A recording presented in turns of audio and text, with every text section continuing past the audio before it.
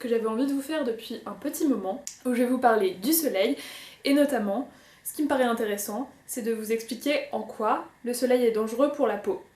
Parce que c'est quelque chose qu'on sait, on sait qu'il faut se protéger du soleil, mais ça me paraît plus facile de prendre en compte le risque que constitue le soleil si on comprend pourquoi c'est dangereux et si on comprend qu'est-ce que ça fait sur la peau.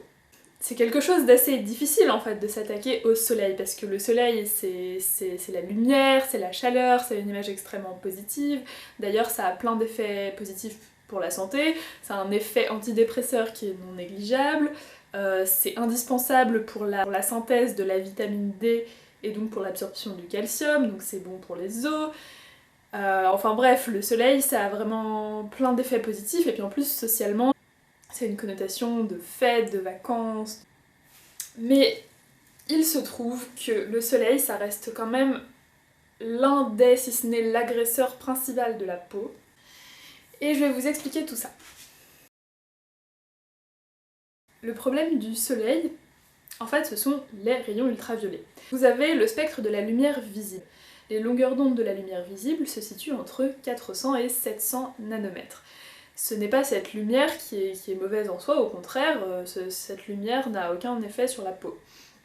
Au-dessus de 700 nanomètres, vous avez les infrarouges, on va pas en parler aujourd'hui, et en dessous de 400 nanomètres, c'est là où vous allez avoir les fameux rayons ultraviolets. Parmi les rayons ultraviolets, il y a les UVA, les UVB, les UVC. Les UVC, ils n'atteignent pas la peau, donc on ne va pas en parler non plus aujourd'hui, mais on va s'intéresser aux UVA et aux UVB.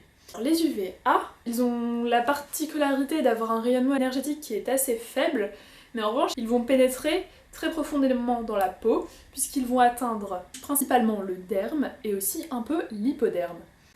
Il est aussi bon de savoir que les UVA peuvent traverser le verre.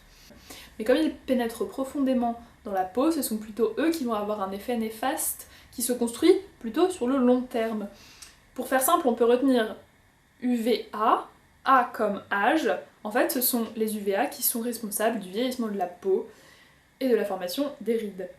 Les UVB, eux, ils ont un rayonnement de forte énergie, mais ils vont aller un petit peu moins en profondeur dans la peau. Ils vont rester au niveau surtout de l'épiderme, mais il y en a aussi une partie non négligeable, jusqu'à 20%, qui va aller jusque dans le derme et qui va pouvoir avoir des dommages en profondeur. Ce sont les UVB qui ont un effet le plus bruyant sur le court terme. On va retenir UVB comme brûlure et bronzage. Ce sont les UVB qui sont responsables des coups de soleil. Ils vont agresser la peau dès les premiers moments de l'exposition solaire en la brûlant, ce qui va créer une inflammation locale. Donc localement, les vaisseaux vont se dilater.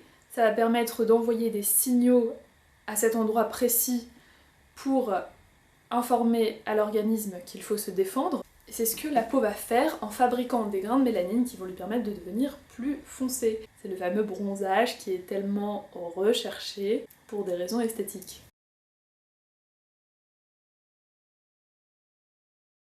Les ultraviolets, ce sont des agents mutagènes. Mutagènes, ça veut dire qu'ils vont induire des mutations de l'ADN, c'est-à-dire qu'ils vont provoquer des anomalies dans la structure de l'ADN. Alors c'est quelque chose qui fait un peu peur, mais avant, il faut comprendre déjà que notre ADN subit des modifications de sa structure, des mutations, en permanence. Il y a en effet des agents mutagènes qui sont naturels et qui sont inévitables. Par exemple, la température corporelle, ces variations, ça va provoquer des mutations de l'ADN. Quand on va avoir une fièvre, on va induire des mutations de notre ADN. Et il y a aussi évidemment des agents artificiels qui provoquent des mutations. Par exemple, certains médicaments, par exemple les rayons X, quand on passe une radio, quand on passe un scanner, ce sont des examens qui vont provoquer des mutations de l'ADN et c'est pour ça qu'on veille à ne pas abuser de ces examens quand ce n'est pas nécessaire. Alors vous l'aurez compris, les rayonnements ultraviolets sont eux-mêmes extrêmement mutagènes et c'est ça qui fait qu'ils sont dangereux. En fait, la survie d'une espèce dépend de sa capacité à conserver un génome qui reste stable au cours de son évolution. Et c'est pourquoi on dispose au sein de nos cellules de nombreux systèmes qui ont pour rôle justement de repérer ces mutations de l'ADN et de les réparer pour que ça n'ait pas d'impact sur l'organisme. Donc en fait, la plupart du temps, ces mutations elles n'ont pas d'impact sur notre santé puisqu'on arrive à les corriger seul. Sauf que bien sûr, plus nous sommes soumis à un nombre important de mutations, plus il y a de risques que ces systèmes de réparation soient dépassés, soient inefficaces, et qu'ils passent à côté d'une anomalie génétique ou qu'ils n'arrivent pas à la réparer. Si une mutation au niveau de l'ADN persiste, qu'elle n'a pas été réparée, il y a 3 cas de figure possibles. Soit la mutation touche une partie de l'ADN qui finalement n'a pas d'importance et qui ne change rien à la survie de la cellule, soit cette mutation fait que la cellule ne peut plus survivre et qu'elle meurt. Ça, c'est pas très grave, puisque finalement une cellule isolée qui meurt, ça n'a pas d'impact.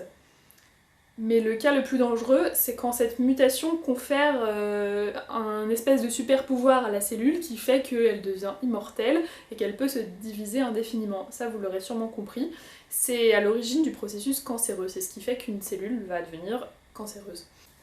Alors, on a ici une cellule, on va dire que c'est une cellule de la peau. À l'intérieur, il y a son noyau, et son noyau contient des chromosomes dans lesquels il y a les gènes. Les chromosomes, en fait, ça n'est rien d'autre que de l'ADN qui est extrêmement compact et embobiné sur lui-même. Toutes les cellules de l'organisme contiennent donc dans leur noyau tout le matériel génétique à partir duquel on peut fabriquer n'importe quelle protéine de l'organisme. Donc on va faire ici un zoom sur une petite partie du chromosome. Donc là, on voit l'ADN en gros plan, qui a une structure de double hélice. Je vous dessine ici la double hélice en débobinant une partie. Donc l'ADN, en fait, c'est une énorme molécule qui est constituée de ce qu'on appelle des bases azotées. Lorsqu'un agent mutagène, comme un rayonnement ultraviolet, va être en contact avec le noyau d'une cellule, il va provoquer une mutation de cette structure moléculaire, en provoquant par exemple un pont anormal entre 2 bases azotées. Donc c'est une mutation qui paraît toute simple, mais en fait elle peut avoir des conséquences sur la survie de la cellule. Heureusement, comme je viens juste de vous le dire, notre organisme est quand même prévu pour ça, et nous avons donc des systèmes qui permettent de réparer spécifiquement les mutations induites par les rayons du soleil. Donc en fait, le système, il va repérer l'anomalie, il va séparer les 2 brins de l'ADN, il va détruire la partie où il y a une erreur, il va reconstruire sans l'erreur et ensuite recoller les 2 brins de l'ADN. Pour se rendre compte à quel point ce système est important, il suffit de voir ce qui se passe quand ce système est inexistant ou qu'il ne fonctionne pas. Il y a une maladie génétique qui s'appelle le Xeroderma pigmentosum, dont les patients qui en sont atteints sont plus connus sous le nom des enfants de la Lune. Il y a parfois des reportages à ce sujet-là qui passent à la télé, donc vous en avez peut-être déjà entendu parler.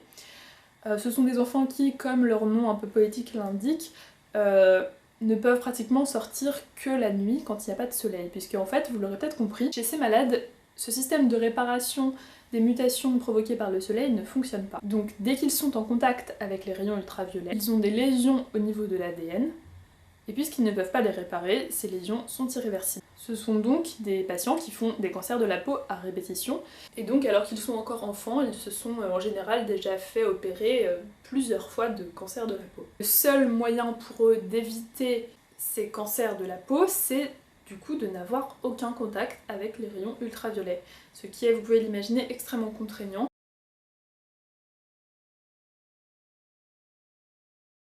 Alors maintenant on a vu que le fait qu'une cellule soit rendue immortelle à cause d'une mutation de l'ADN est en fait le point de départ du processus cancéreux. Dans le tissu cutané, on a plusieurs types de cellules. Donc tout type de cellule de l'organisme peut être le point de départ d'un type de cancer particulier. Alors là, nous allons représenter une coupe de peau. En superficie, il y a l'épiderme, plus en profondeur le derme et encore en dessous l'hypoderme. À la jonction entre l'épiderme et le derme, il y a ce qu'on appelle la couche basale qui est formée de cellules basales. C'est à partir de ces cellules que naissent les kératinocytes, qui sont un petit peu les cellules principales de la peau, les cellules majoritaires, qui lui confèrent sa fonction de barrière. En fait, ce sont les cellules un petit peu structurelles de la peau.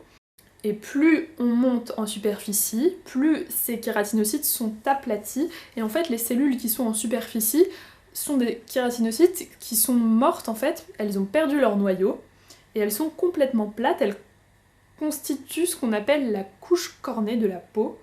C'est une couche qui est protectrice. Au milieu des kératinocytes, il y a quelques mélanocytes, qui sont moins nombreux, qui ont cette forme étoilée avec des bras qui vont se faufiler entre les kératinocytes.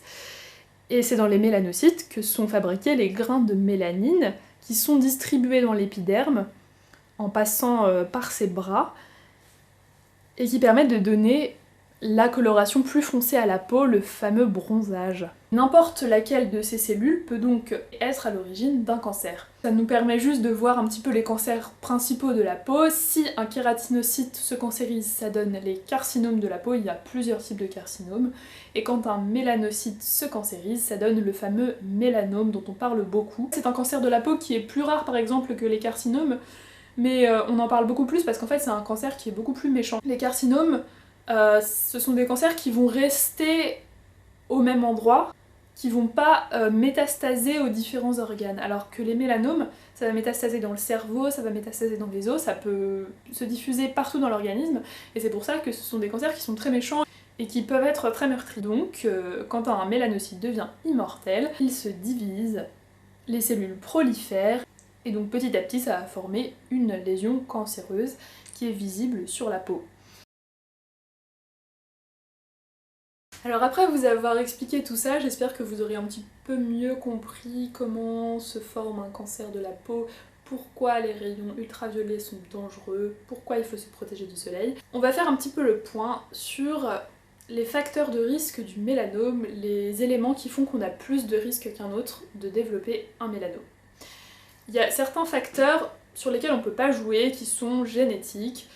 Le fait d'avoir des personnes dans sa famille qui ont déjà eu des mélanomes, c'est quelque chose qui montre qu'on a soi-même plus de risques d'avoir un mélanome. Le fait d'avoir une peau claire, des cheveux clairs et notamment des taches de rousseur, ce qu'on appelle un phototype clair, vous vous en doutez certainement, c'est assez intuitif, c'est quelque chose qui fait qu'on a plus de risques d'avoir un mélanome puisqu'on est tout simplement plus sensible au soleil, on a plus de coups de soleil. On a plus de mal à se défendre contre le soleil puisqu'on a plus de mal à bronzer, donc c'est assez logique. Le fait d'avoir aussi un nombre important de grains de beauté, il y a des gens qui ont vraiment beaucoup de grains de beauté, par exemple sur le dos, c'est quelque chose qui montre qu'on a aussi plus tendance à faire des lésions de la peau et donc qu'on a plus de risque de développer un mélanome. Et enfin l'autre facteur qui est très important et sur lequel j'aimerais insister, c'est le fait d'avoir eu des expositions intenses et répétées au soleil, et notamment pendant l'enfance. En fait, le nombre de coups de soleil reçus pendant l'enfance, c'est l'un des facteurs de risque principaux du mélanome. C'est-à-dire qu'en fait, tous les autres facteurs de risque dont je vous ai parlé, ce sont des choses sur lesquelles on peut malheureusement pas agir, c'est quelque chose de génétique, voilà, on est né comme ça. Par contre, vraiment l'élément sur lequel on peut agir, c'est cette notion de coup de soleil, et particulièrement de coup de soleil reçus dans l'enfance.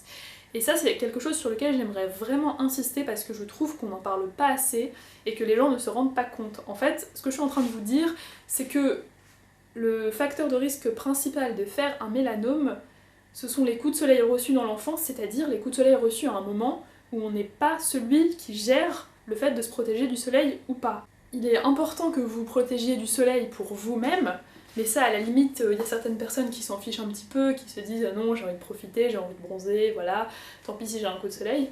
Mais ce que les gens se rendent pas compte, c'est que c'est surtout pour leurs enfants que c'est grave, que c'est important.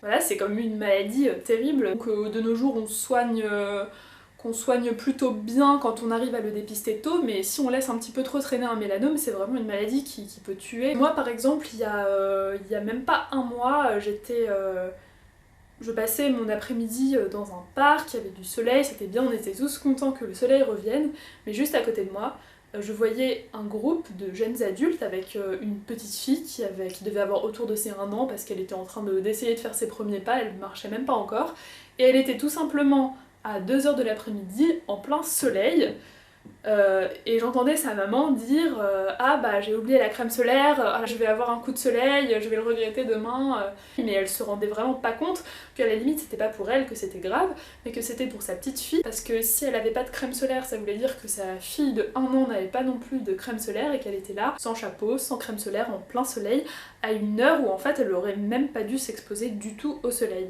Et en fait c'est vraiment pour ça que j'avais envie de tourner cette vidéo, parce que voilà, je suis persuadée que si les gens laissent leurs enfants bronzer, leurs enfants en bas âge, en plein soleil, c'est pas parce que ce sont des mauvais parents, des parents horribles qui ont envie de tuer leurs enfants. Non, c'est parce que les gens ne se rendent pas compte que c'est vraiment... le soleil c'est quelque chose de dangereux et que ça va un peu à contresens de notre culture, puisque vraiment, enfin comme je le disais tout à l'heure, le soleil c'est quelque chose, c'est un prétexte pour se retrouver, pour profiter, pour se détendre. Et en plus, les effets du soleil, notamment le bronzage, c'est quelque chose qui est extrêmement valorisé dans le domaine de la beauté. C'est quelque chose qui est considéré comme esthétique. Mais il faut un petit peu passer au-delà de ça et comprendre qu'en fait le soleil pour la peau c'est avant tout une agression, c'est quelque chose qui va muter votre ADN et même si on a plusieurs moyens de défense contre ces agressions, certains plus que d'autres évidemment, si vous avez une peau à la base qui est très claire, vous allez être moins performant pour vous défendre contre le soleil, c'est quelque chose qui est assez logique, hein. Encore une fois c'est assez intuitif, mais ce qu'il faut bien comprendre c'est que vraiment on a développé des systèmes pour se défendre contre le soleil, mais le soleil, à la base, c'est vraiment une agression, c'est vraiment ça. Un enfant, il a une peau qui est encore trop jeune, encore trop fragile, il n'est pas fait pour passer l'après-midi en plein soleil, donc si on a envie de passer l'après-midi en plein soleil, faire des pique-niques, etc., c'est très bien, mais il faut prendre ses dispositions. Il faut y aller à une heure où le soleil tape moins. Il faut mettre des chapeaux aux enfants, il faut mettre des lunettes de soleil et il faut évidemment mettre de la crème solaire, mais se mettre de la crème solaire c'est très bien. C'est une protection qui est bien pratique quand on peut pas faire autrement que de s'exposer au soleil, mais c'est pas quelque chose qui est fait pour aller se griller au soleil, c'est ça qu'il faut comprendre. Si on veut vraiment diminuer son risque de faire un mélanome, notamment quand on fait vraiment partie des catégories à risque, c'est-à-dire de ces personnes, comme il y en a beaucoup en France, qui ont la peau très claire, qui ont des taches de rousseur, qui ont beaucoup de grains de beauté, et quand on a déjà vu des personnes de sa famille éventuellement mourir d'un mélanome ou guérir d'un mélanome, hein, tant mieux qu'on arrive de mieux en mieux à le faire aujourd'hui. Mais il faut prendre conscience que si on veut vraiment diminuer son risque, il faut un petit peu faire le deuil du mythe du bronzage, parce que après tout, cramer, avoir un gros coup de soleil tout rouge, c'est moche, même si après on a quelques jours où on est un petit peu plus allé. Moi franchement je trouve que ça vaut vraiment pas le coup. Et la crème solaire c'est fait pour nous protéger quand on peut pas faire autrement que de s'exposer au soleil. C'est toujours agréable de faire des randonnées en été, des choses comme ça, d'aller à la plage. Quand on peut pas faire autrement, la crème solaire c'est un outil qui est bien pratique, mais il faut pas exagérer avec l'exposition solaire, c'était vraiment le message que je voulais faire passer. Et surtout, s'il vous plaît, si vous avez des enfants, peut-être que vous le savez déjà et que vous faites déjà attention à vos enfants, et j'espère que c'est le cas pour la majorité des gens, mais je pense qu'il y a encore vraiment beaucoup de gens qui se rendent pas compte. Il y a un moment, il faut vraiment comprendre que le seul moyen de vraiment se protéger de ces agressions solaires, c'est d'arrêter d'exagérer avec l'exposition solaire. C'est vrai que c'est très agréable, mais il faut savoir en profiter vraiment sans que ce soit dangereux, parce qu'il y a vraiment un gros impact sur la santé après. C'est pas juste avoir un coup de soleil pendant quelques jours. Souvent j'ai remarqué que pour les gens, le problème du soleil c'est juste que pendant 3 jours ils vont avoir super mal et qu'ils vont avoir un gros coup de soleil. Mais non, ça c'est juste l'effet sur le court terme. Si on a ça en tête, vraiment le simple fait d'avoir compris ce qui se passait, ça change tout, et je pense qu'on relativise et qu'on se dit que finalement c'est pas si terrible de ne pas cramer au soleil comme un homard et de ne pas avoir un super bronzage.